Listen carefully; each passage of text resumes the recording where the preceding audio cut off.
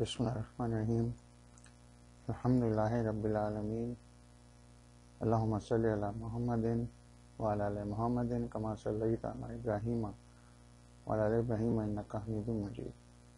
السلام علیکم ورحمۃ اللہ وبرکاتہ۔ ایک مسلمان کی شخصیت، اس کے اخلاق اور اس کی طرز زندگی کی وجہ سے دوسرے غیر مسلمانوں سے بالکل انفرادی ہوتے ہیں۔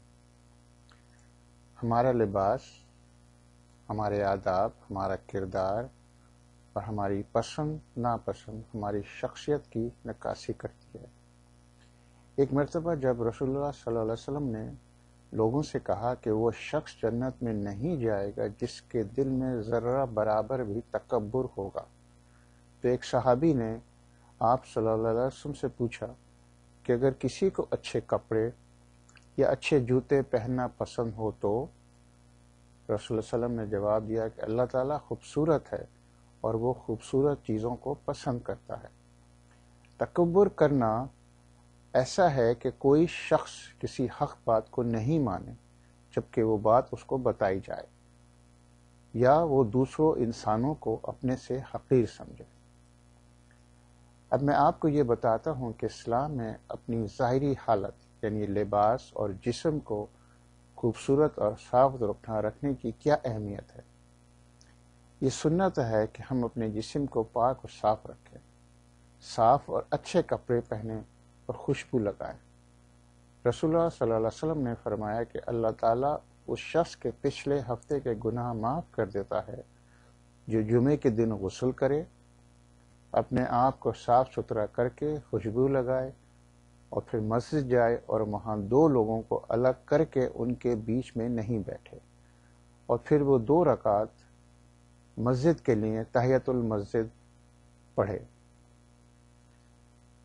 اور پھر بیٹھ کر خطبہ سنے۔ اس موضوع سے متعلق اور مزید کچھ باتیں یہ ہیں۔ جب آپ کسی کے ہاں جائیں یا کوئی آپ کے گھر چاہے آئے تو وہ کسی بھی عمر کا ہو، کسی بھی رشتے کا ہو، امیر ہو، غریب ہو، کسی عہدے پر فائز ہو یا نہیں، اس سے ملاقات سے پہلے اس بات کا دھیان رکھیں کہ آپ اپنے ہاتھ پاؤں کپڑے اچھے اور صاف ہوں۔ دوستوں اور رشتہ داروں کے سامنے بھی آپ کو یہی طریقہ استعمال کرنا چاہیے۔ ہمارا لباس صاف اور خوبصورت ہونا چاہیے، گندا اور بدصورت نہیں ہونا چاہیے۔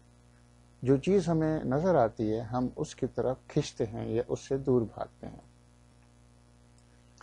ابن تیمیہ رحمہ اللہ نے کہا کہ اللہ تعالیٰ جن خوبصورت چیزوں کو پسند کرتا ہے اس میں لباس بھی شامل ہے۔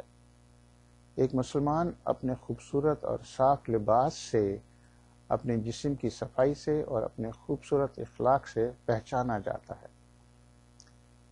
ایک بات اور یاد رکھیں، جب اللہ تعالیٰ کسی کو مال سے نوازے تو وہ اس کے رہن سہن سے، اس کے کھانے پینے سے، اس کے لباس سے ظاہر ہونا چاہیے، کسی کو دکھانے کے لیے نہیں بلکہ اللہ تعالیٰ کا شکر ادا کرنے کے لیے کہ اس نے آپ کو نوازا۔ اور جب آپ نماز پڑھیں اس وقت بھی آپ کو صاف ستھرا اچھا لباس پہننا چاہیے، اس لیے کہ اللہ تعالیٰ آپ ان کے سامنے کھڑے ہیں اور وہ آپ کو دیکھ رہے ہیں۔ مجھے امید ہے کہ آپ لوگ ان باتوں کو اپنائیں گے اپنی زندگی میں۔ السلام علیکم ورحمۃ اللہ وبرکاتہ۔